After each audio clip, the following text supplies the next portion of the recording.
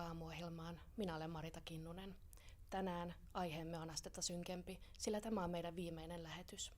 Hallitus on päättänyt aloittaa kulttuurileikkaukset säästösyistä, jonka vuoksi meidänkin ohjelma lopetetaan. Olemme kuitenkin saaneet tietoomme, että nämä rahat menevät yksityislentokoneeseen.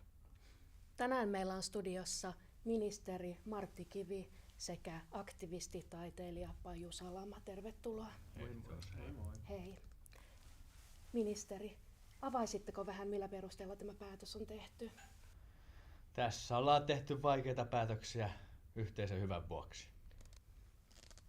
Onko yksityislentokone siis yhteisen hyvän vuoksi?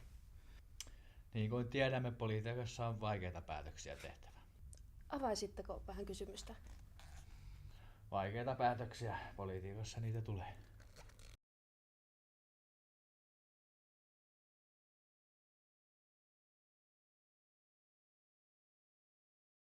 Bro, mitä sä selität? Jos jäbä kysyy kysymyksen, sun tuun jo vastaa. Niin kuin tiedämme, mitä tapahtuu, kun uppoavaa laivaa laittaa lisää reikiä, ja mitä tapahtuu? Nyt rauhoitutaanko joko kaikkia? Otetaan syvää henkeä ilmapallo isoksi ja ilmapallo ulos. Herra ministeri, vastatkaa kysymykseen. Kyllähän lentokoneessakin laitetaan happinaamari ensiksi itselle, ja samalla lailla hallituksen hyvinvointi on laitettava kaiken edelle. Mr. Ministeri, tää on ihan sick. Taiteessa leikkaaminen, se köyttää suomalaista kulttuuripääomaa.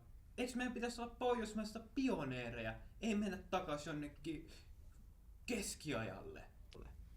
Mielestäni tässä on nyt unohdettu asian ydin, eli se, että minulta riistetään työpaikka. Mennään seuraavaan kysymykseen. Paju, miten tämä on henkilökohtaisesti teitä kohdellut? No suoraan sanottuna, matto vedetään pois jalalta. Mulla ei ole elantoa, ei ole elämää. Mun elämät puuttuu suunta. Bro, tajuuks sä? Mun life is over. Kyllähän me tiedämme, että kun maalit on loppu, tosi taiteilija osaa käyttää mielikuvitusta. Nuori hyvä. Tabula rasa. Mutta kyse on nyt muistakin kuin maalareista. Minusta. Siis tämähän on rikollista. Tää hallitus on rikkonut kaikki hyvinvointivaltion peruspilarit. Siis sinä ja sun kermaperse, golfari, perseet ootte syy, miksi hävettää olla suomalainen. Kyllähän me tiedämme, kun golfmailaa tarttuu, pitää olla valmis pelaamaan 18 reikää. Sorsa, mistä me nyt puhutaan? Herra ministeri, teillä on nyt ehkä karannut vähän ajatus. Haluaisin antaa teille pienen terapeuttisen tehtävän. Anna mielesi juosta ja käsiäsi tanssia saksien tahdissa.